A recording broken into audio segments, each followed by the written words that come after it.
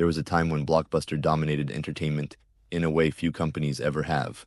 It controlled Friday nights, occupied thousands of locations across the world, and generated billions of dollars in annual revenue. For millions of people, frequent visiting to Blockbuster became a familiar routine that defined an era. The stores had bright lighting, shelves filled with rows of movie cases, the smell of popcorn near the front counter, and families walking from aisle to aisle as they searched for the perfect film to take home. It felt predictable, it felt exciting, and it felt permanent.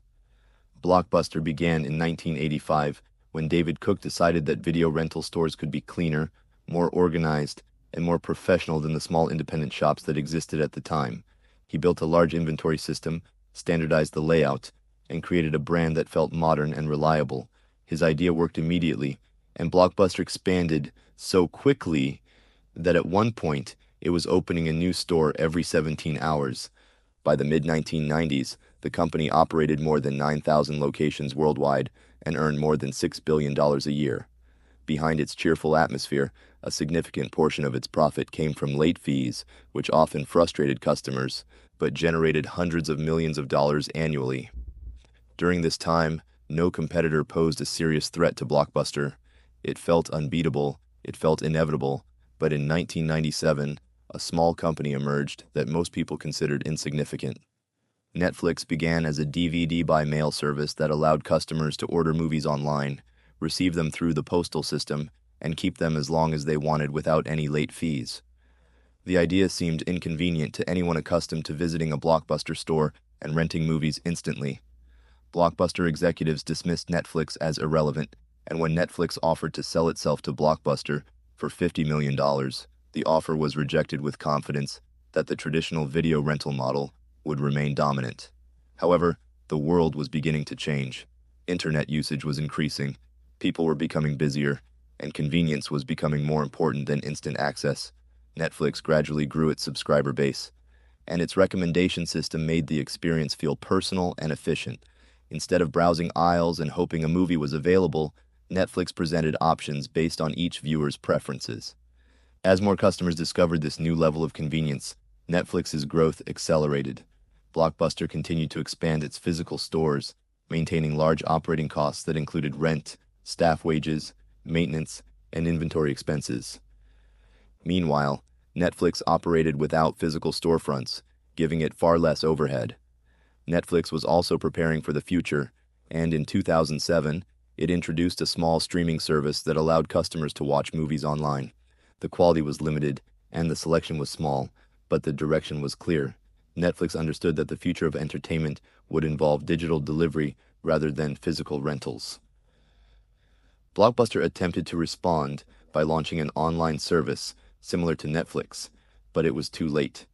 Internal conflicts, debt carried over from previous ownership changes, and a reliance on late fees all slowed Blockbuster's ability to compete. When Blockbuster temporarily removed late fees, it lost hundreds of millions of dollars and soon reinstated them, making the company appear inconsistent and out of touch. Meanwhile, the 2008 financial crisis caused many families to reduce spending, and Netflix's subscription model felt predictable and affordable compared to paying for individual rentals. As Netflix continued to grow, Blockbuster faced mounting financial pressure. Stores were closing, revenue was shrinking, and executives struggled to agree on a unified strategy. The company had spent years expanding its physical presence instead of investing in digital innovation, and now it could not recover. In 2010, Blockbuster filed for bankruptcy, bringing an end to one of the most iconic brands in entertainment history. Today, only one Blockbuster store remains in Bend, Oregon. It operates more as a nostalgic landmark more than a functioning part of the entertainment industry. Netflix, on the other hand, has become one of the most powerful media companies in the world, producing original movies, television shows, documentaries, and global content that reaches audiences instantly across hundreds of countries.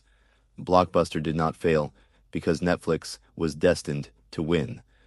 Blockbuster failed because it believed its success was permanent, underestimated technological change, overestimated the value of its physical presence, and resisted the shift toward convenience and personalization. The story of Blockbuster illustrates how quickly dominance can disappear when a company stops adapting to the future. Innovation does not wait, and industries do not pause for leaders who fail to evolve. This documentary highlights more than the fall of a video rental chain. It demonstrates how quickly the world can change and how important it is for businesses to recognize shifts in consumer behavior and technology before it is too late. Blockbuster had the resources, the customers, and the brand power to lead the digital revolution. Instead, it ignored it, and a smaller competitor took its place. Thank you for watching Empire Archive TV. If you enjoyed this documentary, consider subscribing for more stories about major companies, financial empires, business failures, technological disruption, and the rise and fall of the corporations that shape our world.